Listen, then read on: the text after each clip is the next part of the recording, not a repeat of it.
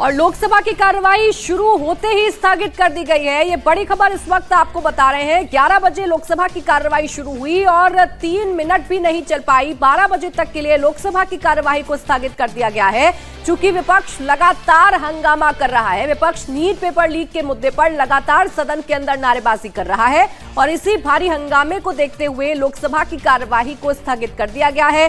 दोपहर 12 बजे लोकसभा की कार्यवाही एक बार फिर से शुरू की जाएगी। तस्वीरें देख रहे हैं आपकी किस तरह से जैसे ही सदन की कार्यवाही की शुरुआत हुई, जो विपक्ष की तरफ है वो तभी सभी सांसद वेल की तरफ आ गए और नारेबाजी करने लगे, और जिसके वजह से आज स्थगित करनी पड़ी है 12 बजे तक के लिए लोकसभा की कार्यवाही। सीधा राज्यसभा लिए चलते हैं, जहां जेपी नड्डा बोल रहे हैं। Membership of Rajya Sabha on 2 April 2026 subject to the provision of the act. Motion moved. Those in favor will please say aye. Those against will please say no. I think the ayes have it, the ayes have it, the ayes have it. The motion is adopted.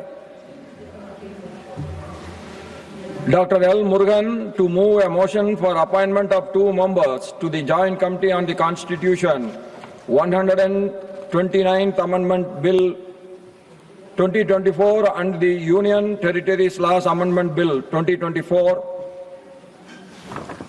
Respected Chairman, sir, with your kind permission, I rise to move the motion that this House concurs in the recommendation of the Lok Sabha that the Rajya Sabha to appoint 2 members. तो राज्यसभा की कार्यवाही अभी चल रही है। अभी तक तो नारेबाजी और हंगामा राज्यसभा के अंदर देखने को नहीं मिल रहा है, लेकिन जाहिर बात है कि राज्यसभा में भी विपक्ष आज नीट पेपर लीक, सीजेपी के प्रोटेस्ट का मुद्दा उठा सकता है, जैसा लोकसभा के अंदर देखने को मिला।